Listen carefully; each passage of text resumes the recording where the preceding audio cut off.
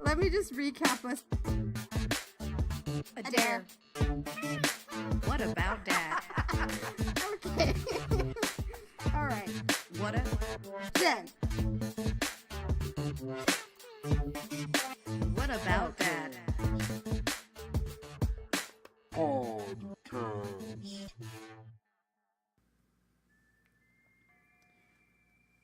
Hey, everybody. How goes it? It's been a hot minute. Jen and I have been under the weather.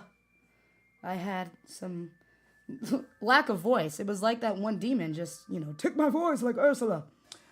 And Jen, what were you? You had something going on? Or? Yeah, I'm one of those adults who's late in life growing teeth, and I had a back molar that was infected, and Wow. I literally couldn't talk for a week and a half.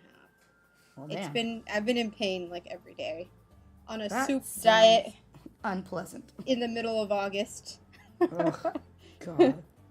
Well, guys, we're going to do kind of a double header today. We're going to talk about episode 5 and 6, Jolene. And when we get to Christmas, or December, or whatever it's called, a.k.a. Earp or Christmas, We're going from August to December today. real quick. Like a blink of a, like that. Just pow, that. Okay, so, episode 5, Jolene. Man, that was really great. It was a good episode. It was nerve-wracking. I was annoyed the entire time, which made me think that it was a good episode because I had so many emotions. Zoe Palmer. Motherfucking Zoe Palmer. Jen. I was so excited for episode 5 that I decided to rewatch Lost Girl. So I'm like on season 1 Lost Girl right now. As you do. Actually, I'd never finished Lost Girl, so maybe it's time. Maybe one day. Okay, so like this episode was really interesting. I'm gonna start with kind of a bottom note that I had put in this because I think it's really interesting and important, part of the episode and what it kind of meant. So Jolene, I kind of want to just skip straight to her. She is a really interesting demon. There's a lot of questions surrounding her and swirling around her, but the one thing that I noticed, and a lot of us have that saw it, she really was representing the different stages of depression and anxiety and self-worth. Like, very much so that voice in the back of your head that says you can't do it, you're terrible, that people feel, when they're suicidal or whatever. And I found that really interesting that they kind of used that in this episode.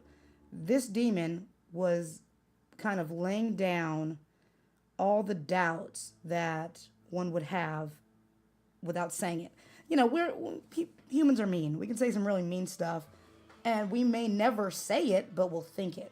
Well, this demon made people think and say, how they really felt, or even talk about like their insecurities and things like that, which I thought was very scary and powerful because your mind and your own feelings toward your life are kind of the things that can ruin it or make it great, That's why everybody always talks about not being negative and really trying to look at tough situations with a positive light because it just helps you get through it more. Well, these people didn't even realize they were in for a world of hurt. I get it. It's hard to see the positivity when Zoe Palmer is handing you a scone and bedazzling you. It's true. So yeah, Jolene, what is she? Who is she? How is she related to Waverly? In this, she kind of said, "Oh, I can't kill you. You can't kill me. We were born the same time." Does that mean like by separate parents at the same time? Or is Julian this weird angel thing person, some type of, involved with that? Are you saying that Julian is the baby daddy of both Waverly and Jolene? Yeah, well, I mean, that's the kind of question we had because she flat out says, they're born at the same time. She was given everything when Jolene was given nothing. So they're very much a yin and yang. So do they have the same dad?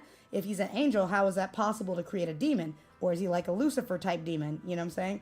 Where it's like you were an angel and then you were a fallen angel and you had a good daughter and a bad daughter. Who knows? Like when Lady Gaga broke out of the egg and was singing Born This Way. I think that's how Jolene amassed in the Purgatory universe. Right, just as like Lady Gaga. Waverly was being born, there was an egg being hatched at the same time. How about that for Yeah, conspiracy theory? Oh lordy, there it is. Again. I really found it interesting that, Jolene wanted pretty much everything Waverly had. She said it.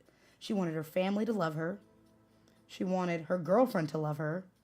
She wanted Waverly to kill herself, and watching that scene between Zoe Palmer and, Dominic was, woo, that was actually really hard. I mean, good for Zoe Palmer. She finally gets to be a little bit less straight-laced, which was nice to see. And Dominic just taking it, man, just sitting there with the tears and really just absorbing that, that victim of depression, and she was able to kind of say, no, my sister loves me. No, my, family loves me. No, I'm going to fight this, and that's a really powerful thing to show on TV with this character, especially being an LGBTQ character. The power of sisterhood compelled her It's true. to overcome. It's true. It's true. Now, her effect on said people in this episode, Wynonna, good Lord, what'd you think? How'd you think of Wynonna in this episode and really, her effect or her being affected by Jolene? I think it's kind of difficult for me to start with Wynonna, just because I feel like the first moment that we see in this episode is kind of the last 5 seconds of the last episode that we didn't see. And so that was an interaction between Mama Earp and Wynonna, and I think their storylines are very much tied together this week. And it's fascinating to see the parallels between Wynonna Earp and Mama Earp, and even to know that this is where she got her self-destructive nature, her self-destructive tendencies from. It seems that Ward Earp was a real bastard. It seems like Wynonna Earp's mother, Mama Earp, has been a criminal, and basically this episode, in my opinion, did a great job at trying to exonerate Mama Earp of this past that she had and explain why she wasn't present. And I think that, again, it doesn't make sense to me entirely why Mama Earp would abandon her kids if Ward Earp was in the business of destroying demons. You would think if she saw a demon, she'd go to her husband. I'm interested to see what kept her from going to her husband. But one of the greatest parallels of this story for Wynonna and her mother, this episode, would be the fact that both have made large sacrifices for their children. They have both removed themselves from their daughters' lives for a long period to sacrifice for love and for the good of their family and for this quest that they're on, the supernatural quest. And I thought that Wynonna Earp seems to take both the great and the bad qualities from her mother, take after her quite a bit. And it was really fun seeing these two actresses interact this episode. Yeah, during the whole bar fight situation, that was pretty awesome to see how like they were, smashing people. I love the fact that Mama Earp was on the chair and when I was like, get down off the chair, that kind of thing. And take it back a tick, and the moment where Jolene is trying to bedazzle them with some more pastries, and Mama Earp and Wynonna Earp both are like, no, more room for alcohol. I was like, that would totally be us at a bar. And if Jolene was trying to bedazzle us, we'd be like, no, we need our drinkies. So yeah, and she was like, let me work I like faster because you guys are alcoholics. Never underestimate the power of alcoholic. Yeah. Turn down a scone in a second for a good beer. That is a true story. Let's get to Waverly a bit. Oh, goodness. Yeah, Saved by the Power of Love, as we talked about. There's a few things that were interesting about Waverly. I mean, it seemed like she was the main, kind of punching bag in this episode on purpose, because the demon's after her. Makes sense. We get to see her finally be around Mama and see that she does start to believe her when she thinks back and goes, oh, yeah, there was a demon with teeth and a mirror, I remember, and, maybe she's not as crazy as we thought, that kind of thing, and that was good to see. Once again, being that yin and yang is really interesting. because everybody was under this illusion of these pastries or whatever, it was really interesting to see how everybody treated Waverly. Yeah, in the bar fight, you saw everybody kind of treat each other like crap, but in the homestead, everybody kind of turned and aimed their anger at Waverly. I wonder if part of the demon's power was to kind of, besides awaken, deep-seated feelings inside everybody, maybe she also was projecting her own hatred to Waverly onto other people. Therefore, they were saying some really, rude and mean things to Waverly they didn't know, but like they would say it and be like, what? Why did I do that? Or, kind of slightly break out of it, which I think is really interesting. That was part of the manipulation and, haze of, Waverly. But ultimately, she had a lot of crying going on, a lot of sadness going on. But I don't really feel in this episode she was meant to be kind of a focal point, but she wasn't as important. She was just a vessel for Jolene, so we can learn more about her and about, Mama, and it was more a setup. I did feel that there were a lot of callbacks to season 2 where we found Waverly more the central character. It felt like we were picking up where we left off with that pin drop. What is Waverly? Who is she? And I thought that was something that has been really, really slow to develop. And you talked about it. You were like, really? There are 4 people who are involved in the actual main storyline. And that would be Waverly, Nicole, Kate, and Doc. Well, no, what I put down, because to me, for the last few days, it's been like this. I said, who's involved with Balshar? Who's involved? Like, really, whose life is revolving around this issue? You might say Wynonna, but at the present, Wynonna is the only actual Earp. Mama is a Gibson. Waverly is an Angel, okay? So, the only the people that really are involved, Nicole, Doc, Kate, Robin, and the town of Purgatory. They are the only things that really have to do with Balshar, because, yeah, you might tie everybody else in. Waverly doesn't really have much to do with Balshar at all. That we know of yet. Yeah, that we know of yet, other than her girlfriend, something's going on there. And that her sister's family, that what she thought her family was under this curse. But it just feels that the Waverly storyline and Waverly's wrong. Yeah, it's only Mama, Bobo, and Waverly. It just feels like the storylines are on path to collide. And now that we know that Waverly has some form of angelic past story blood, we know that Balshar is seemingly this devil, and we have these parallels of yin and yang. It feels very much so that maybe hers is the yang, being this angel to Nicole's possible devil daddy. We don't know. Well, yeah, and that's something we're going to talk about. But we have Doc in this episode. Jolene is pretty much just confirming, putting down in his head that he's worthless, that he's useless, that he's not important to any of these people here, and that nobody cares for his little whiny, baby daddy situation. Which, let's be honest, kids. Jolene was talking for all of us at this moment. Yes, I love Tim. He's a fabulous Doc Holliday. But, man, they are really screwing over Doc lately. He's not as... He has kind of... Like, I'm over the whole, I'm going to hell. Oh, I get every woman I ever want. Oh, I'm a gunslinger. Okay. What else do you have to offer us, Doc? What else is there?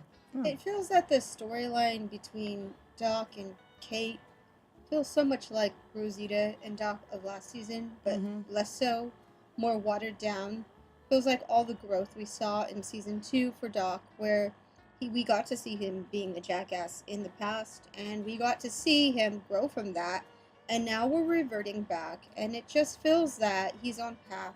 It's like, why make all these really terrible decisions if they're not going to, and this is my own prediction. I think that we're on path to see a Doc flip into darker territory, into being possibly a big bad or an antagonist next season.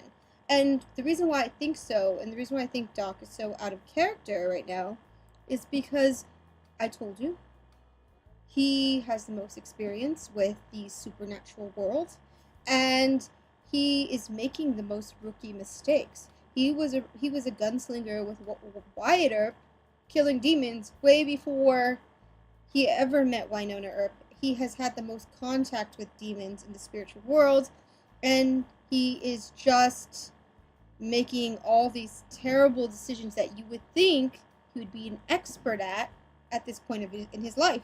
And it's hard to watch, and personally I find it's hard to believe and accept this of this character. I just can't really. So I feel like this time around last year, we were getting that incredible scene at the dinner table between him and Wynonna, and it was beautiful, and I was like tearing up a little. This time, this year, I don't know this man. He has a secret wife that we didn't know about, and he's oblivious. He's oblivious. It kind of feels like there was no reason for him to keep the wife a secret, you know? Yeah. He could have just been like, oh, this is my old wife from the old times.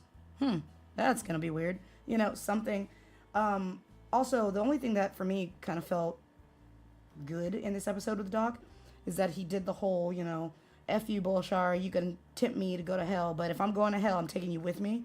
Which, that was the only moment that he felt like old Doc Holliday, where he just strolled up, you know, Amanda looked him in the eye with that, you know, ring and said, come at me, bro, I got this, you know, and that showed kind of the season 1, season 2 Doc that I missed. And I was like, all right, cool, I'm here for it. You know, and you had said something that I think is going to be really great, which would be nice, I think. Because we have Bobo, right? And just a quick side note, you know, Bobo is over here revealing that she's part angel. He's like, hey, guys, I got the tea. My question is, how is he Waverly's kin? He says she's not my daughter, but she is kin.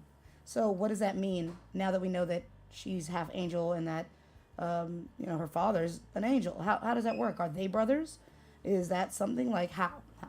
Bobo is strong enough to hold Peacemaker. When he's threatening Wyatt, he grabs the Peacemaker and just holds it there and says, I'll come back and kill you with your own damn Peacemaker. I don't give a damn. You know, you better take care of this baby. And I thought that was really great. We've seen Robert Sfeen be a wonderful person. We've seen him be, you know, fearless and kind. And so the fact is, right now we see Doc trying to be good, but ultimately he's been kind of an asshole most of his life. And we've seen Bobo get screwed down to hell, so he's unintentionally being made an asshole, but he was a good man all his life. Jen, you had said this earlier. We would love to see a flip. I would love to see Doc end up being the bad guy and, you know, pretty much unable to stay good, because that's not really his full nature. And then it'd be great to see Bobo, whose his real nature was to be a good man, you know, be redeemed and kind of absolved of that once they've killed, you know, Bolshar. I think that's, I don't know, I think that'd be really great. And I'm ready for Bobo and Waverly to get on the same page. Yeah. And this brings us back to Waverly a little bit. I think that's what I wanted to allude to. I'm ready for them to just tell each other what they know. And I was really hoping to get that. We did have a moment where Waverly goes to the well, and we don't have it quite yet. And yeah, I'm looking forward to that in this season. I want to see it. Yeah. Show me. Now, let's flip over to if we make it through December, because a lot of this last 2 episodes were kind of, you know, tied in together. Oh, real quick, because we know you love it. And I know, I was about to say you forgot it. How could you forget it? Sure didn't. No. Our way hot moment at the end, how effing cute was that? Them on the floor, just kind of cuddling. I love the fact that Nicole's kind of telling this like story of like, this is how I defeated, or I, you know, overcame the demon. And she's like, you do realize the ring came back. She's like, yeah, probably not good, but we'll deal with it later, you know? Which I find that's a lot of the answers they give in this show. But, I mean, it is kind of creepy that it came back to her, but that was such a precious, cute moment. I think that Dominic and Kat are killing me. And I think that they are so now comfortable being these characters that it's really like almost painful to watch some of their moments because you're like, I'll never have that. It's like, how dare you rub it in our faces? But it's super precious. All right, now we'll go into, if December episode, Christmas for the Earpers. Interesting episode. Didn't resolve anything, but definitely put more on the fire. I feel like this show's issue is that the only real issue they have is that they don't talk to each other. Like, nobody communicates. That's really their only problem in the show. Yeah, demons. But if they're like, hey, there's a demon over there, let's kill it. Oh, hey, I love you, but you have communication issues or, relationship issues. You right. I'm gonna go sleep with this fireman. Like, like. I think that's kind of like, if you wanted to put it like I think that's kind of exactly what the last episode Jolene was about. You said it once in the podcast about 2 podcasts ago, where you're like, these people just need to all be in the room and tell each other what they know so we can move through this next plot. I felt like that whole episode was dedicated. Jolene was dedicated to one episode where everyone's like, uncomfortable truths. Well, it's funny people did uncomfortable truths, but then they didn't really like talk about it. They just said it and then walked away. It's like mic drop and you're like, but what? But let's talk about it. They're like, no, I've already dropped the mic. Good day. Yeah. In this episode we had Nedley. Poor Randy Nedley. He's over here trying to be Santa and he is broken down. I mean, he doesn't want nobody on his lap because his knees are all messed up. I completely understand that. I got some real jacked up knees on myself. So, like, I get it. He is just over it. He's getting tired. He's finally run his course. He found somebody to take over. He realized that he's starting to make mistakes, and Nedley doesn't make mistakes, Nedley's prided himself on being a father figure and being really good for the city, but, like, now, not saving a child, all this other stuff. Poor guy, he's over it.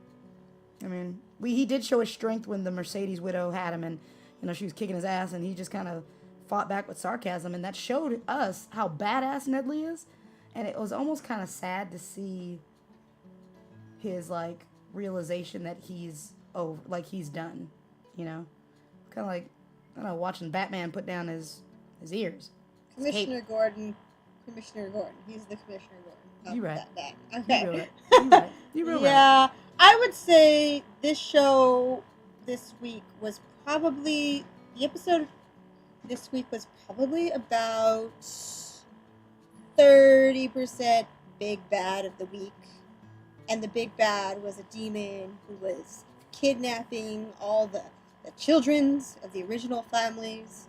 It's Bolshar. It's not even like a demon of the week. That's just Bolshar. He's the main bad and feeding them Nickelodeon green goo. I thought it was a demon who was serving Bolshar. I didn't think it was Bolshar. Well, he was there, telling so, demons how to kill people or put the things in them. I think for me, where there's an imbalance is in the episodes so far. I saw this in this episode, in episode 2 with dolls, the departure of dolls, just where the demon of the week is interesting until he kind of fades out into some other stuff because there's a lot of plot happening at the same time. And what it is it feels packed by each character's, like, you have storyline A, B, C, D, and each character has their scene, big or small. And then you barely have any room for this, like, big bad. And I felt like, for me, in this episode this week, that came down to the moment where we were going to almost see a big fight between the big bad, and then he's just completely disappeared. And so I'm going to say in this episode, I really didn't love the pacing because I felt like I wish we had spent more time with this big bad and his green goo, because that shit was gross and I was intrigued.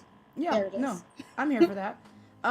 Getting through all these characters, real quick, we have Wynonna, okay? She, once again, it was actually kind of precious to see her kind of realizing, oh man, my mom's home doing Christmas after so many years about having a mom and almost being the mom.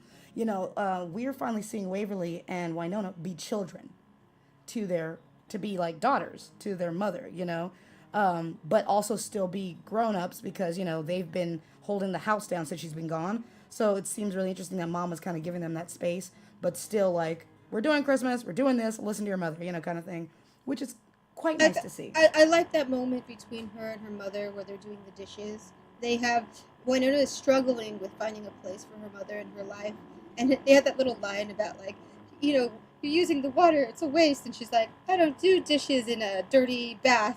Yeah. I thought that was a really sweet moment. Just a line that really emphasized what we were just saying about that. Exactly. This new relationship. I love that. Well, not love, but she's showing in this episode her lack of commitment. I think her indecision about Doc is really really screwed him up. And it just shows that she still doesn't feel she's worthy. And I think a lot of that, which pisses me off, has to do with dolls. The idea that I still believe that she was absolutely really in love with dolls, but that she had a fling and an attraction to Doc. So she's like, oh, I don't really deserve Doc. Oh, woe is me. No, you're better than Doc. That's why he doesn't deserve you. But the only person that ever said that I deserve you, you deserve me was dolls. Kind of attitude, And the fact that he's gone, now she's like, oh, I'm not good enough. And it's like, that was never the case. You know what I'm saying? Like, that was an unfounded emotion, which I thought was kind of weird. Because they've clearly shown time and time again that she is worth them I just fighting think over. I totally get what she's doing, though. I feel like it's her habit to run away, but I also feel like she's had the rug pulled out from under her by Doc twice now. True. Once with Rosita, now with Kate. And it's just like, fool me once, shame on me, fool me twice, shame, you got me. I just feel like that, for being someone who cannot stand to be vulnerable in any way, her running away from Doc into the first open arms she can find makes a lot of sense for her character, but then also I totally get it. As a woman, I wouldn't hang around for Doc either, just because of this flip-flopness that he keeps putting in her lap every other season. There's a new woman. So, I get it. Her insecurity about opening up, being vulnerable, her self-worth, I get her putting her walls back up. No, I get that too. Yeah. And I think that that kind of shows in the whole character of Charlie. Like, what is that about? Let me just go on and say it. Yay, we have another white male hero. Woohoo. Jesus, we could have picked anybody else, but all right, cool. He looked like the last guy that was on the show, so it's just like, what? Fine, copycat. I almost didn't understand why they didn't bring back the last former Black Badge guy to play Charlie. Well, I think they didn't bring him back because it's too close to dolls, and that would have been really crappy. So, I don't know. Whatever. My questions about this guy, why is he so cool with the demons? He was not fazed by the goings-ons. He was cool. Seems like the relationship is going way too quickly. It's like in 24 hours, guys. She met him at the crime scene. Flirty flirt McFlirtson, and then they're sleeping together by the end of the day. That seems extra. Like, that seems extra fast. Knowing that Doc was like, do you love me? Just say you love me. And she's like, I gotta go. And then, like, just, it's a lot of stuff. And I was like, I don't get it. I feel like he might, this is my kind of prediction for that guy, I think he might be an undercover Black Badge agent. Because he's a little too chill. And he's a little too gung-ho to fight and be on the team. Like, he doesn't really know where her team is or what they do, but he's like, hey, I want to be on the team. That sounds cool. Cool. Team. Sir, where'd you come from? How do you know this? Let me see a resume. Yeah. I just feel like this is an example of when you have too much emphasis on the spiritual world, this being spiritual detectives, and you don't develop your pedestrian world. Anytime you bring somebody from the pedestrian world, I'm so, like, paranoid about them. I'm like, who's this? You're a demon. I instantly want to think the worst about them. It did feel very unclear for me. I didn't understand what Charlie was. I didn't know if he was a fireman or a policeman or how he was helping in the search. But I don't know. He's a part of the fire brigade. Either way, last season they destroyed the firehouse. I wish they could have connected him to the community a little bit better. Yeah. So anchor him in something. Make him a deputy. Nicole, in my opinion, she needs more officers now that she's going to be what she is. And I think that actually might end up being a thing with more characters. That you see her working with people who aren't just her posse, but a few more people inside her own division that she can pick herself. And maybe that might be like a, who knows, an end of the year or end of the series type thing where we see her almost becoming the new Nedley of picking a new, person. Who knows? We don't really know. Oh, wow. Speaking of Nicole, oh, bless her in this outfit. She's dressed like an elf. And we know she's a tall lady, and that's just hilarious to me as Santa's assistant. This episode really showed her leadership, I think, as far as like really leading the search, keeping people calm, just showing that part of her work. The pedestrian stuff that we talk about in Purgatory, we got to see a little bit more of it, at least on that front. And I actually really enjoyed that. There's just a lot that... with Nicole that I think is really interesting. You were mentioning that we hardly see other officers outside of Nicole and Nedley at the station.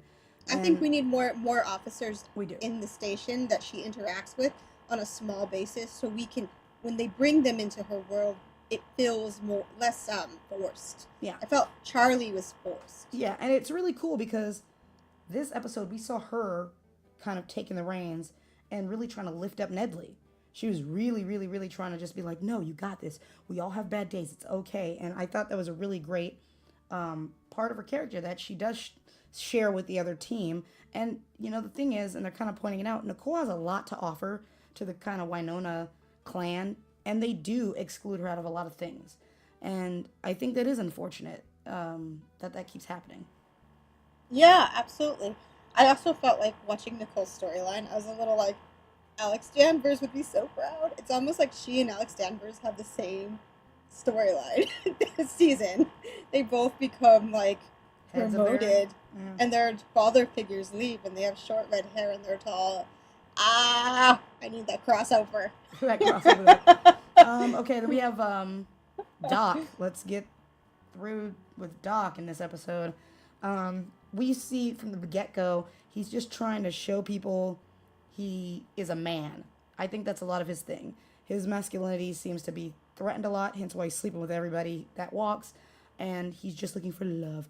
But he's showing it in a really crappy way. So, like, this Christmas tree was a nice thing. He's like, goes to the Earp house. Hey, I got this Christmas tree. They're like, we already have one, and it's decorated. And he's like, but this one's, from the woods. And they're like, get the hell out, And he's like, well, damn, And I love the fact that he's afraid of Mama Earp. That's great. I love that dynamic. And then he goes to Jeremy. Even his little boyfriend is like, get that shit out of my office. I'm allergic. And so, like, he's like, well, dang, it's just a gesture. He's constantly trying to prove or trying to get accolades for being, He's a provider. He is a provider. He wants to be, and he's not getting that option. And so this episode, we see a lot more of the of Kate manipulating him, in my opinion, and he gets what he wants, which is somebody to take care of. Remember when Wynonna was pregnant and he couldn't shoot any guns because his gun was shooting blanks, and she ended up killing things, And he's like, ooh, I forgot how good it felt to kill things finally when he killed the widows. But, like, for a while, he's been unable to provide the way he is used to providing. He provided his eternal life by giving the ring away, but that was it. But he was still mad about it, He feels like he's been doing all this stuff with no payoff, And so I kind of think that's a really interesting thing. Doc. Ugh. Into his decision, at the very end of the episode, he makes a decision to go back to his wife, and ultimately, it was funny. He was so out to lunch, Doc, he never realized his wife was a vampire. So athletic. He's like, I bit you. I wanted to bite you. Doc, can I suck your blood? Doc, can I do this? Doc, I'm a vampire. How are you going to say, I thought it was role play? He really did. He's so oblivious that he makes a impulsive decision due to his rejection. They rejected his Christmas tree. They rejected him. So, which is metaphor for also rejected rejected his help in the whole case, she chose the guy she met 2 seconds ago over Doc Holliday. And then he makes this impulsive decision to go back to his wife and decides, what the fuck, I'm gonna be a vampire today. Yeah, and also something that he wasn't thinking about his daughter. He wasn't thinking about anything that the team has, the bullshit thing. Can you now leave the Ghost River Triangle now that you're kind of like evil? Also, the fact that he flat out said, Contessa, it wasn't that we were bad timing, it was that we were just bad together. So, is that a setup for them being bad together, It would be this weird Bonnie and Clyde thing. Like, it just seems extra as fuck. Now, Kate. Sorry, I'm moving on from Doc because it's the same shit every week, so I'm kind of like over it. But moving on to Kate, she's manipulative. I liked her in the beginning because she seemed like a fresh character, And I was like, oh, okay, a little sassy and this vampire, this oracle type situation. But now she's become stale. We don't see her as much. All we do get is, oh, Doc, I want to meet your friends, but like not. Like, seeing as she seems active, I don't know why she won't just go visit and meet people, but okay. She's just kind of becoming whatever to me. I think her character is very cliche. I think when you don't develop her, or if you don't work with this character, and it's been 6 episodes, and we still are seeing vampires and tarot cards, but beyond that, when it's not filled with anything else in terms of character development, you just end up with this cliche of tarot cards, which are used in every other supernatural situation, a tarot reader. So I haven't been given enough to know her, and she feels more watered down than Rosita of last season, and this is very unfortunate. Yeah. And it's unfortunate because she's African American character. actor. I was going to say American. I wasn't sure she's American. She might be Canadian, yeah, but still. Canadian. Yeah. The thing is also, yeah, it is unfortunate, and it's because she's tied to Doc. It's kind of the same idea as saving James by putting her with Lena in Supergirl. It's like, oh, we're gonna save Doc by giving him this new intriguing character. She was intriguing, but now she's being kind of dragged down by Doc's bullshit. And I don't know. I just need them to get Doc's stuff together because I miss good old Doc. And I think that their chemistry is good and that it could be a really great, pairing. Not even romantically, just, the volatile state of each thing would be great.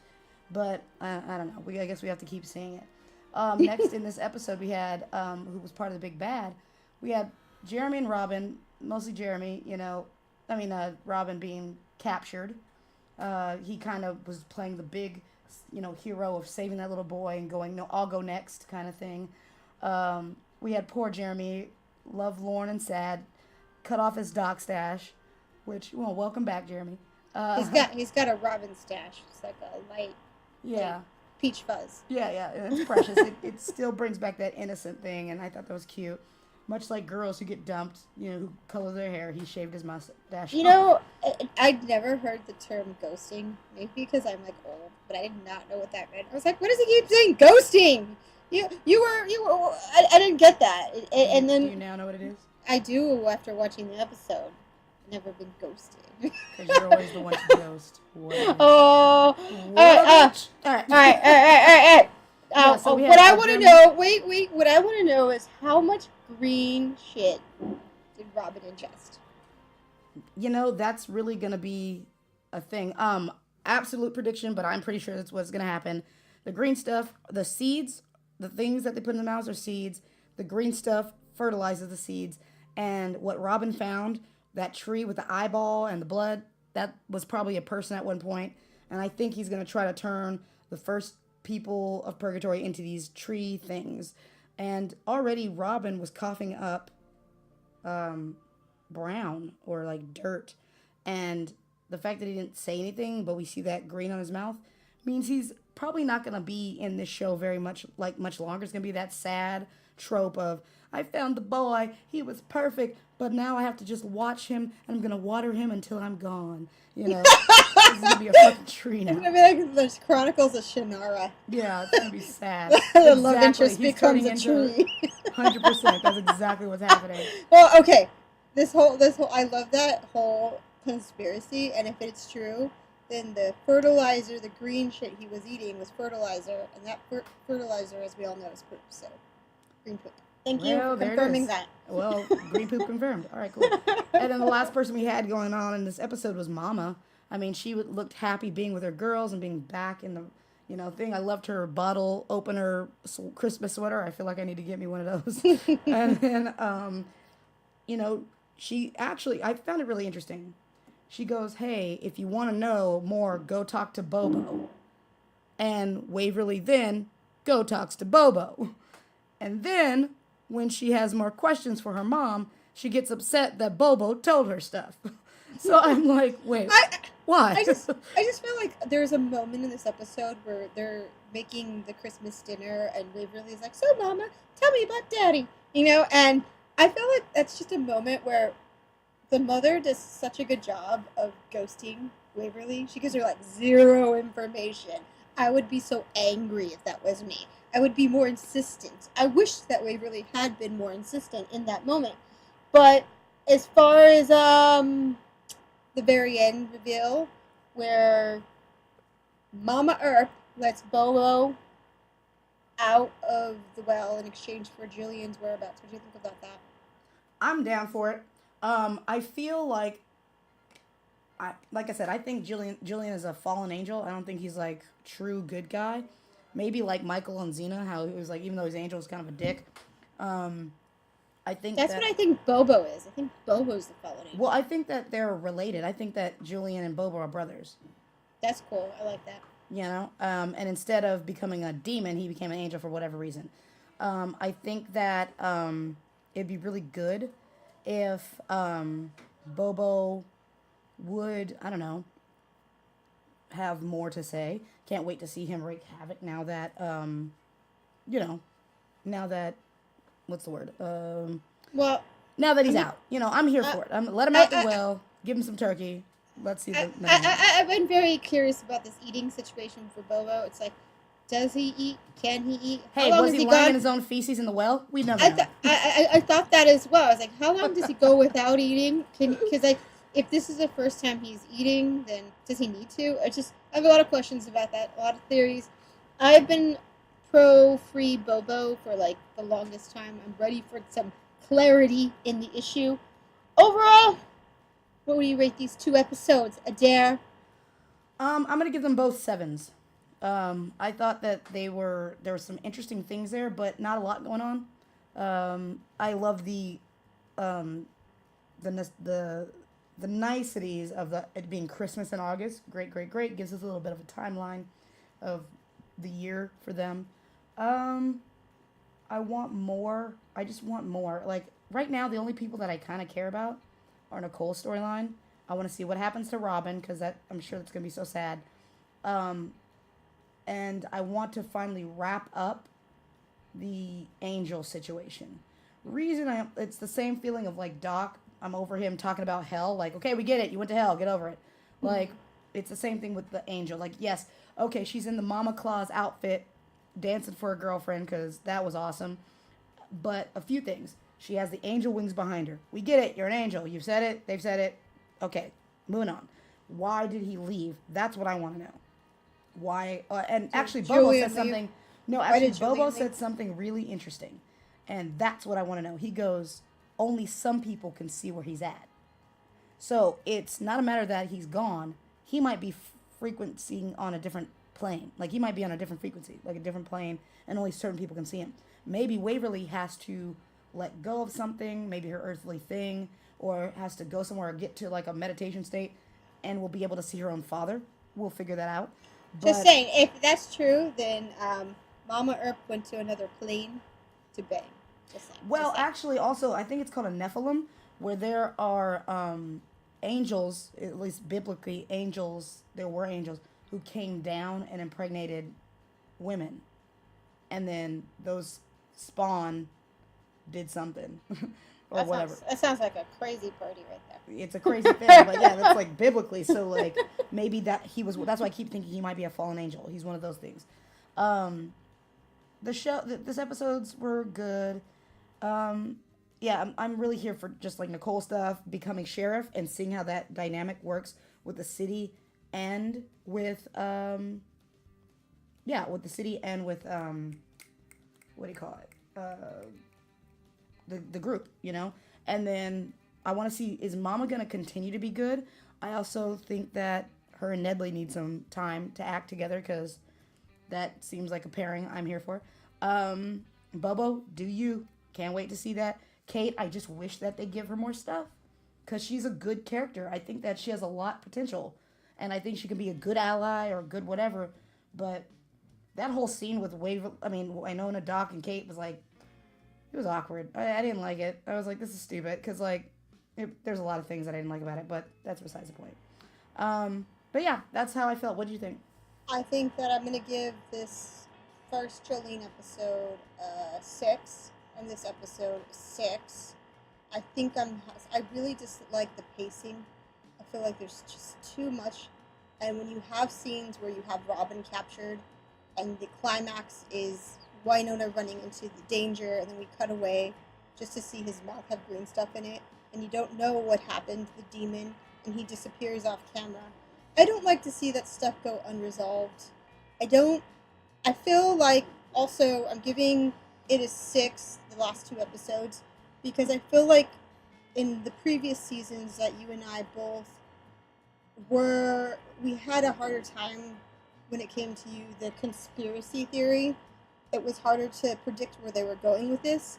And I feel like Waverly being an angel is kind of like the most obvious way to go. And in this season, we've pretty much predicted what was going to happen, minus the dolls thing.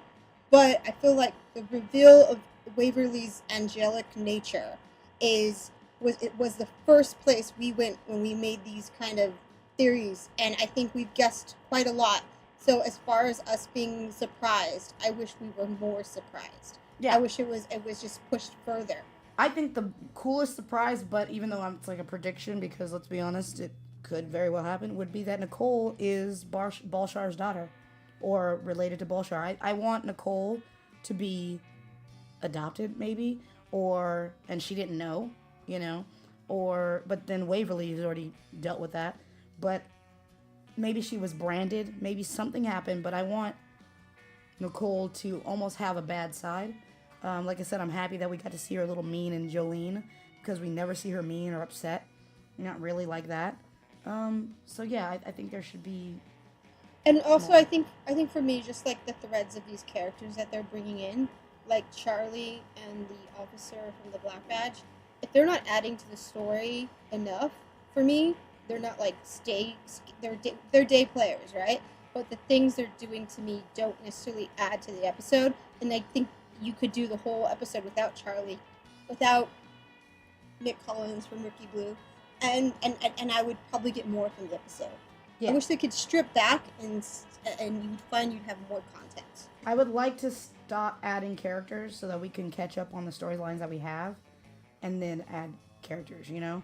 Yeah. I wish that Jolene was longer, stretched out. That whole real slow burn of poisoning people's minds, I think, is more fascinating than bada bing, bada boom. You have self-doubt. I think it should have been drawn out, because these people are confident and almost cocky to a point. So it would have been nice to really see them broken down, you know? But whatever. Anyways. I mean, without a doll's contract and with Dark Matters coming to an end, you can absolutely cast Zoe Palmer and into seasons. And I would love to see her being a bad guy who just existed in this universe for like ages. Yeah, and that's something that also I was telling you about. I said, with Balshar, what's the end game? You beat him, there's no curse. There's no Wynonna, there's no demons, there's no revenants. What's the point? So he's going to have to go away, you know, without them really succeeding, unless they only plan on having this show run for 4 seasons. Yeah. Which, the way it kind of feels like they're doing that. No, I think it's going to get enough. It already has the next season. That's what I'm saying. Only 4, though. I mean, like, they're going to be at number 4. So, like, if you beat Balshar, what's the curse? What's the problem? What's the issue? You know, and then that's not going to be a thing. So, I don't know. I think it's going to be silly. But what do you guys think? Please, you know, write down in the comments. Like, let's have a dialogue. What do you guys think is going on here with everybody's characters? Who are you excited to hear about, see more of? Who are you over? How you feel about Doc? You know? Make sure you guys hit us up on Twitter. I'm always there hanging out. It's at whatabout_dat. And make sure you hit us up on iTunes. Take us with you in your ear, you know? We have these long podcasts. We're just hanging out. And you can go over some of the things we said and just kind of, you know, put them down. You know, write them down and figure them out, because each week it's going to be quite interesting. Also, we're going to be starting to work on meetups, possibly in New York. I know there's some Manhattanites and people out there who are really trying to get together and, you know, get our Earper on.